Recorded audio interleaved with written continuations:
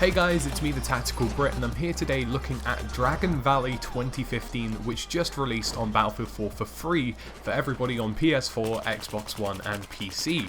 Now, Dragon Valley is an old map from Battlefield 2, and the developers have done a lot to it to bring it back to Battlefield 4, rescale it, add lots of things in, and make it look just as good as it possibly can in the Frostbite engine. And today I thought I'd quickly discuss everything that's in this new update and give you guys my impression on what the map is like and the best modes that you can play on it. So for those of you who haven't played Dragon Valley, the new one or the original, it's actually quite different to the Battlefield style that we're used to.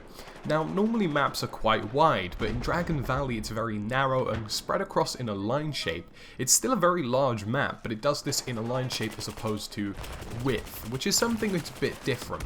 Now, it kind of works in favour of modes such as Conquest and Rush, and in Conquest there are 8 capture flags for you to go to, and in Rush there are 5 sets of MCOMs, which is kind of what we're used to. The original classic Rush had 5 sets of MCOMs, so definitely something which appeals to some of the regular players back in the day of Battlefield 2, and even a lot of the players in Battlefield 3 as well. The central temple area has been given a massive upgrade from Battlefield 2. It's incredibly large now, and it also has an objective next to it on the hill, and this has a really good central area for infantry-based battles. Now, what happens is that you'll find that infantry try and capture the temple because it isn't very accessible by vehicles, and then people will capture the hill behind, and you'll just have this massive central ground of infantry battles for a good 25 minutes of the game. And it happens quite frequently, and it's been very well designed to accompany that kind of play, and I think a lot of people are going to enjoy getting into the temples and having those kind of battles. There are bridges on the map which can be destroyed as well to stop tanks crossing, and these bridges can even be repaired by an engineer. Now, this is a small feature which did happen in Battlefield 2, and it has a lot of tactical potential which has kind of been underestimated. Now, when I was playing Conquest Small, it's actually incredibly helpful to battle over these bridges to secure the central objectives. Now, if you destroy these bridges, or destroy the ones that your enemies are coming from, you cut off any potential vehicle access they're going to have to the central land.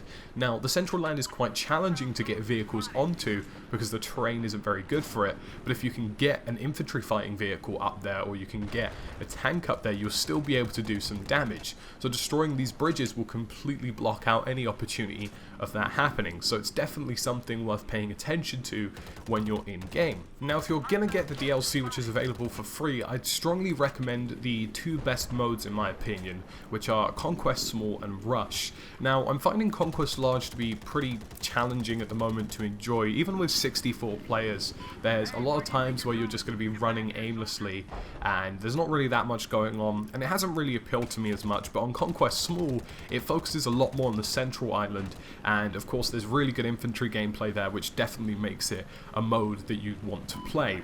Now, at the same time, Rush utilizes those 5 MCOM sets like it had in the past, and with the linear style of Dragon Valley, it definitely accompanies it very well. Now, pushing between objective to objective can be quite challenging if you're an attacker, but at the same token, it's actually really rewarding and really fun to play, and I definitely recommend Rush as a mode to play in Dragon Valley. Surprisingly enough, it's probably the best Rush map we have in the game at the moment, and this is a DLC which has come out 2 years later. So it's nice to know that the formula has finally gotten there, and it looks like the formula was going back to basics of Battlefield 2 style Rush or Battlefield 3 style Rush, and it's definitely probably the best map and mode combination we've got. Moving along, the devs have also included a Noshar Canals remake for the TDM aspect of the game, and this is a really nice touch, but due to the original layout being so perfect and graphically very pleasing, the new version isn't quite as good, I'd say. I don't know what it is, it just doesn't seem to capture the same kind of style of play that Noshar Canals has, that same kind of franticness, and I think it's down to the fact that the layout isn't just quite there, and of course the scaling is different from Battlefield 4 to 3 as well, so that's something to bear in mind too. But it's not to say it's a bad map or bad TDM mode, it's just to say that it's not quite there, and for some strange reason, especially on PlayStation 4, not as much on PC, it looks kind of lazily done. I know that's something which seems really harsh to complain about considering this is a free DLC, but it looks like something which was essentially done in about like 20 minutes. So it's not really my favorite thing at the moment. I strongly would have preferred a second option where TDM was only confined to the temple. I felt like that would have been more rewarding, but I suppose this is kind of what the community asked for. They wanted to see a potential Noshar Canals remake and they got it, but for me it's just not 100% there. So overall, the DLC for me is pretty damn good. I've got to say, I've really enjoyed Dragon Valley so far. The terrain of the map's really good. The layout in a line shape for some reason just seems to complement Battlefield a lot more than I anticipated. The way the bridges work, the way the temple-based gameplay happens as well. Everything just seems really refined and polished in those dynamics, and I feel like a lot of people will really enjoy this DLC. And of course it's for free as well, you know, that's no complaint whatsoever. So, you know, you can just jump on in and get this thing with free of charge, and I think that's something which is an absolute huge asset to Battlefield 4 at the moment. And I suppose the real question now is, are we going to be receiving any more free DLC? The DICE offices have of course been packed up, I believe, over in Stockholm. They're moving offices. They've actually started working on production of Battlefield 5, as we're very much aware of. And I don't really know if Battlefield 4 is still going to be supported from this point forward, but it's been nice to see that they've been adding DLC and adding updates, including an entire changelog for a winter patch, which I'll link in the description below, which came alongside this DLC. Which added in some minor changes here and there, and it's really great that they've managed to do this for so long, despite the fact that games like Battlefront have come out, despite the fact that Battlefield 5 is well into development.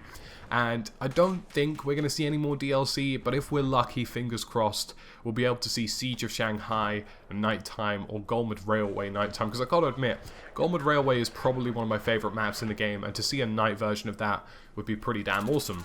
So guys, it's been me, the Tactical Brit. As always, thank you for watching, and I'll see you again soon in another video.